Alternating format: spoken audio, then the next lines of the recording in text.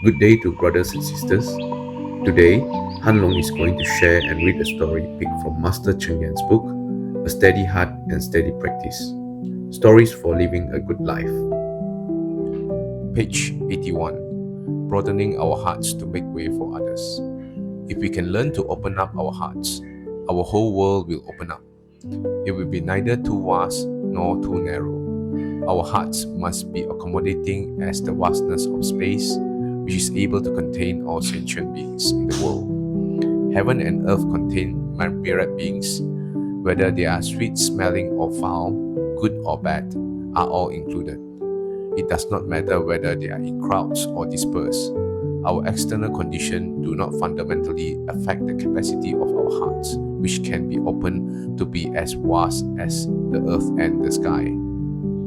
One morning, while the Buddha was expounding the sutras in his abode, Ananda went out to beg for alms.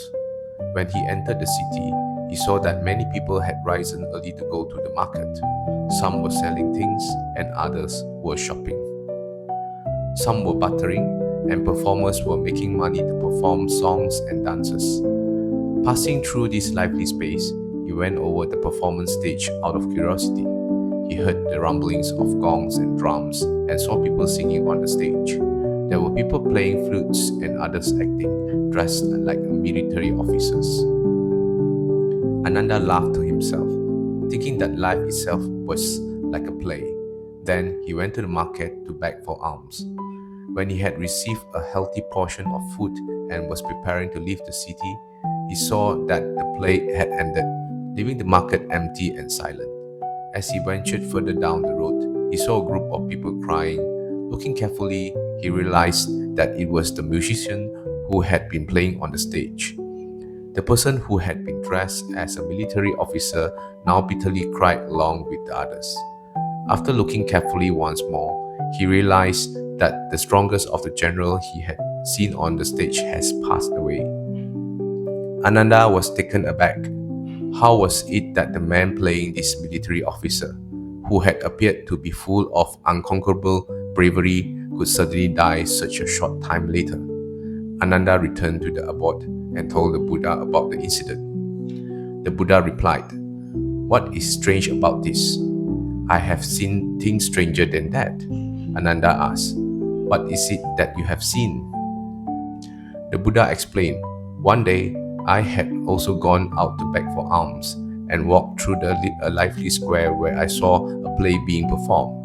However, I just walked past it. Later, as I was returning and walked past it again, the play was still being performed with great energy and everyone in the audience was watching with joy. Isn't that strange?" Ananda said, "That sounds like a normal scenario." The Buddha responded, "Indeed, in this world, it is actually most natural that everything changes constantly. This is why we must maintain a state of tranquility and make our hearts as empty as the void. Birth, aging, illness, and death are natural occurrences. Thus, there is nothing startling about the fact that life is fleeting. What should startle us is when we allow our hearts to become affected by external conditions. The Buddha observed all sentient beings arising, abiding, changing, and ceasing, just like the natural world. We can train our hearts, continuously open them inch by inch and making way for others. It is in this way that we will live a great life. No matter what serious matters we may encounter, we will peacefully overcome them. Thank you.